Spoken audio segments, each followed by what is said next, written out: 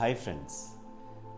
Now we come to chapter number 6, that is how the union of elements with the mind takes place in the mother's womb. In mother's womb, the cloth of 5 elements is given over the soul or mind. Truth has given the mind 4 yugas to play this game of life. The mind must return home after the game is over, but charmed by splendor of the material phenomena, that is Maya, mind forgets the truth, forgets its divine origin, and forgets the divine command. Hence, suffers many life forms or multiple cycles of births and deaths, which I think everybody is going through in this world. While mind is in the womb, truth commands the obedient elements, that is air, water, and fire, to instill fear and awe in the mind so that it can regain the lost memory of the Supreme Father, that is me, that it has lost in being careless and casual in various physical forms till now. So, on truth's command, the elements start their game of awe and fear, and the mind, who is upside down in mother's womb, is trained. While connected with Nam in the mother's womb, the mind remains very happy. But as per Lord's command, when this connection is broken, it gets upset and suffers. Seeing the terrible elements rushing towards it from all sides, the mind, already suffering in the fire of the womb, becomes terrified. Finding a void in the sky, mind rushing towards its Supreme Father for mercy. So this is all happening in the subtle forms. This brings back the memory of its divine origin, the nature, its separation, and other related memories of its numerous journeys away from home, that is all past lives. Finding the mind begging for mercy, truth commands the elements to stop their game of fear and awe and establishes contact with the mind. That is, the formless Father establishes contact with the mind. Now, this is how the union of physical body and soul, that is Atma, takes place in mother's womb. Mind understands now that a home is being built for it to live in. Truth warns the mind that similar to the fire within the mother's womb is Maya outside in the physical world, and it will harm you in the same way if you don't find Nam or the divine word.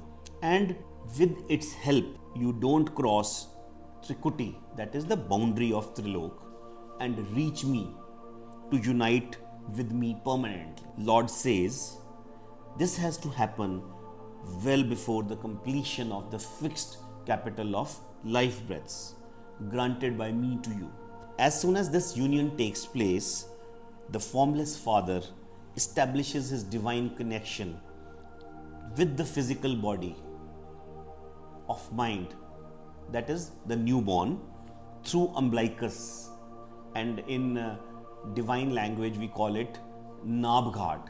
So this takes place through the medium of vital air that is ever active and connects and strings everything in this universe in one harmonious whole. Now we come to structure of body, how it is formed in the mother's womb. In mother's womb, the human body is formed in 4 systematic stages or khands or regions. Like the river water of Ganga, Jamuna and Saraswati have their confluence in Allahabad, that is India, it's a city, or also called as Prayagraj. Like the current of their flowing waters, similar connecting vital air has been established within our body at navel with the Nam. This vital air flows through the subtle channels located on either side of human spine and one within the spine itself. These are called as Ida, Pingula and Sukhmana. These have been compared to Ganga, Jamuna and Saraswati many times in Gurbani. So many branches come out of Ida, Pingla and make the supravital structure of our body, physical body. The three channels are interconnected at 5 energy centers, also called as chakras, at different locations in our body, as everybody knows. This vital air, also called as prana, and when it enters these channels, it is cold, also called as chand, that is the moon, and it is hot when leaving these channels, and it is called Suraj, the sun. The Ida, Pingla and Sukhmana have their confluence at a point between the two eyes, that is Trikuti. It's actually the root of the nose, it's little inside. The confluence of three, and the chakra here is Ajna chakra. Here the Sukhmana gets closed and the flow of vital air becomes uneven. Sometimes it is more through Ida and sometimes more through Pingla. And because of this uneven flow, it is called as Bhikam Nadi, the terrible turbulent stream. So because of this disturbed equilibrium, the past memories, all previous memories of truth are lost. The confluence of Ida and Pingla is called Prayag, that is the holy place of pilgrimage. Hence it is also called as Tirath, the pilgrimage place. Above this area, the Shabad, the holy word, manifests at Sahaj Ghat, that is the border of primal silence. It is also called as the divine light or the holy Naam. Because of the manifesting Shabad, this pilgrimage is also called as Amritsar, and it's not the city but the pool of nectar in Gurbani. Next to it is the Hari Mandir, also called as Gurudwara or Guru's abode, and day and night the unstuck melody, that is the Anhad Bani, reverberates here. At the time of our birth, the dharan, the umbilicus, gets severed as we cut umbilical cord at birth, and 9 doors open and the Sukhmana gets closed here. And the distance between these 2 points of closed Sukhmana, that is, first is dharan and second is Trikuti, and this distance is called Bhavsagar, the terrible world ocean. This terrible world ocean has to be crossed through Shabad Surat practice, that is attention of mind on Naam. So this is a practice which we'll discuss in later chapters.